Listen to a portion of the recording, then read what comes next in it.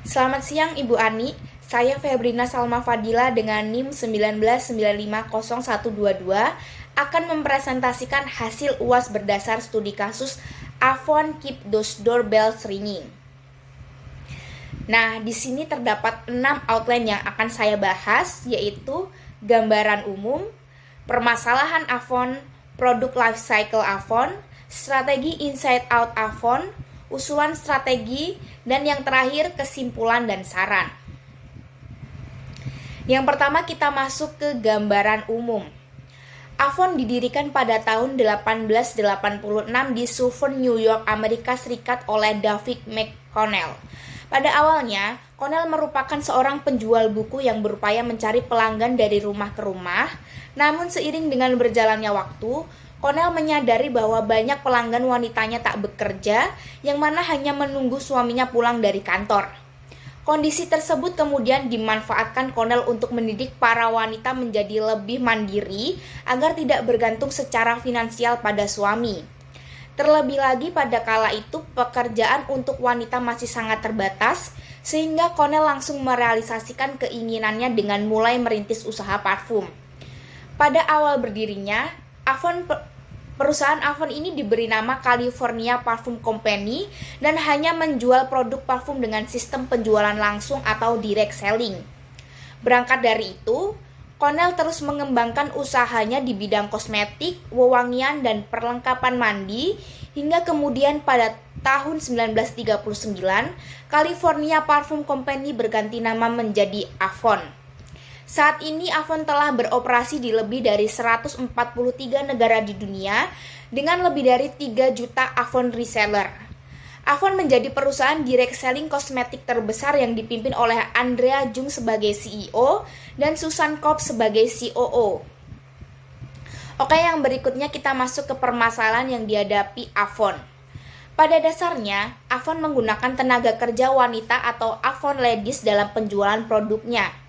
Avon Ladies sendiri bertugas untuk memberikan nasihat dan rekomendasi produk perawatan kepada konsumen. Namun, seiring dengan berjalannya waktu, tidak sedikit Avon Ladies yang memutuskan bahwa mereka membutuhkan jenis pekerjaan yang full-time atau setidaknya pekerjaan di luar ruangan. Dengan berkurangnya tenaga penjual, pembeli pun juga akan kesulitan untuk memperoleh produk sehingga Avon sendiri mengalami loss sales. Berangkat dari itu, perusahaan Avon kehilangan kesempatannya untuk membangun basis pelanggan yang loyal. Dan selain itu banyak kompetitor e-bisnis seperti f.com, ibeauty.com, dan woman.com yang telah membuat Avon tidak percaya diri, di mana mereka membangun saluran penjualan langsung yang kuat melalui internet, sementara Avon sama sekali tidak mengambil strategi ke arah tersebut. Pada saat yang bersamaan, tidak sedikit perusahaan kosmetik baru yang mulai berkembang seperti Superstore Sephora di Amerika Serikat yang sedang menuju tahap profesional lebih lanjut.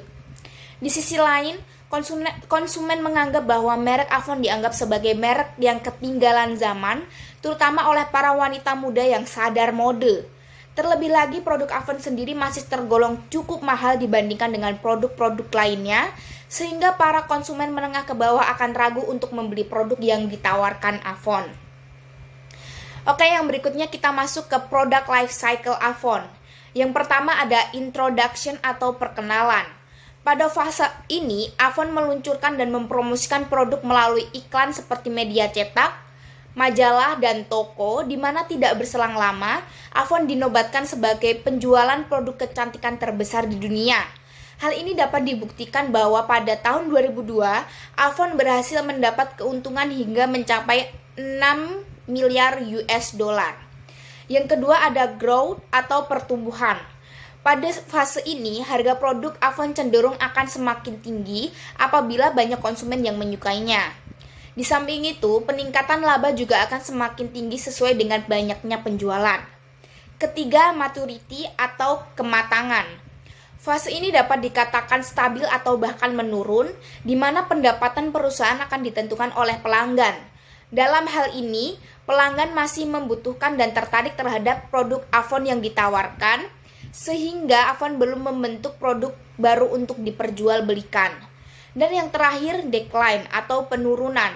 Fase ini dapat dikatakan sebagai fase penurunan, di mana Avon mulai menjual produk yang tidak lagi diminati dengan harga jual yang rendah guna mengembalikan modal awal.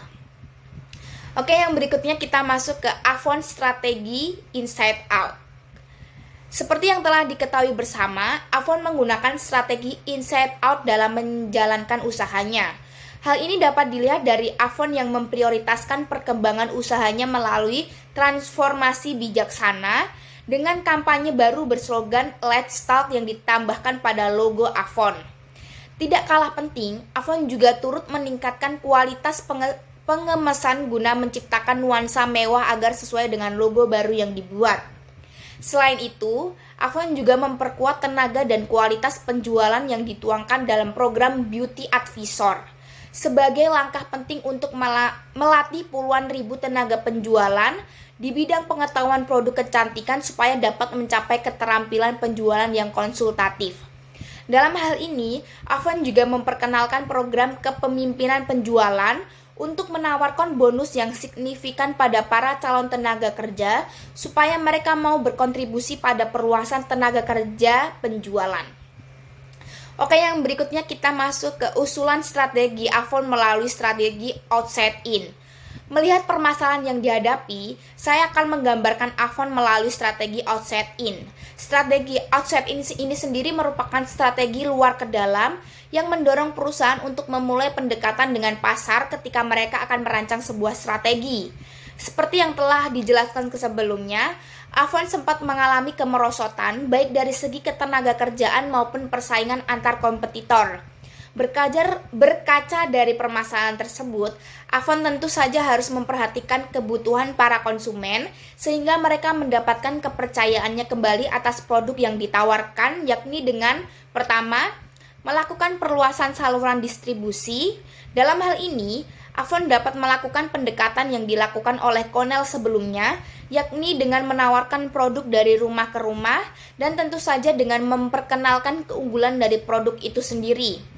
Hal ini bertujuan untuk mempengaruhi para konsumen, khususnya konsumen dengan ekonomi menengah ke bawah, sehingga mereka tidak ragu untuk membeli produk yang ditawarkan. Kedua, mengubah model iklan dengan mengembangkan katalog. Tujuan dari katalog sendiri adalah untuk menyebarkan brosur kepada pelanggan terkait keunggulan dari produk-produk Avon. Dalam brosur tersebut juga harus tercantum alamat dan nomor telepon Avon, sehingga pada saat konsumen ingin berkonsultasi atau membeli produk, maka pihak Avon akan senantiasa melayani dengan sepenuh hati. Untuk memudahkan konsumen, pihak Avon juga menyediakan layanan bebas pulsa untuk mengetahui lebih jelas terkait Avon. Ketiga, melihat kebutuhan pasar dengan mengoptimalkan kekuatan produk. Dalam hal ini, Avon tentu saja harus melakukan uji analisis kebutuhan para konsumen maupun kondisi persaingan, sehingga Avon dapat menentukan dan mengoptimalkan produk yang ditawarkan. Yang keempat, memanfaatkan teknologi untuk mengembangkan pasar. Tidak kalah pentingnya dengan strategi-strategi di atas, dalam menjalankan usahanya, Avon tentu saja harus memanfaatkan perkembangan teknologi untuk mengembangkan pasar. Dalam hal ini, Avon bisa saja membuat toko online untuk mempermudah konsumen yang tidak dapat berkunjung ke gerai Avon secara langsung. Selain menghemat biaya, strategi ini dipercaya juga dapat menghemat waktu dan tenaga. Oke, kita masuk ke kesimpulan. Meskipun Avon menjadi perusahaan direct selling kosmetik terbesar di dunia, akan tetapi dalam praktiknya, Avon sendiri masih banyak mengalami kesulitan dalam menjalankan usahanya. Namun tidak dapat dipungkiri, ide dan inovasi yang dikeluarkan Avon sendiri cukup menarik para konsumen untuk membeli produknya. Dalam hal ini, Avon memperkuat tenaga dan kualitas penjualannya yang dituangkan dalam program Beauty Advisor sebagai langkah penting untuk menciptakan tenaga penjualan yang terampil dan konsultatif sehingga para konsumen yakin untuk membeli produk yang Avon tawarkan. Yang berikutnya saran. Menurut saya, Avon harus memprioritaskan strategi apa yang harus dijalankan sehingga dapat memperoleh hasil penjualan yang maksimal. Apabila Avon terlalu banyak menargetkan arah pertumbuhan produk pada usahanya, maka besar kemungkinan nantinya akan mengalami penurunan yang tidak diinginkan. Sekian dari saya, apabila ada kesalahan mohon dimaafkan. Selamat siang.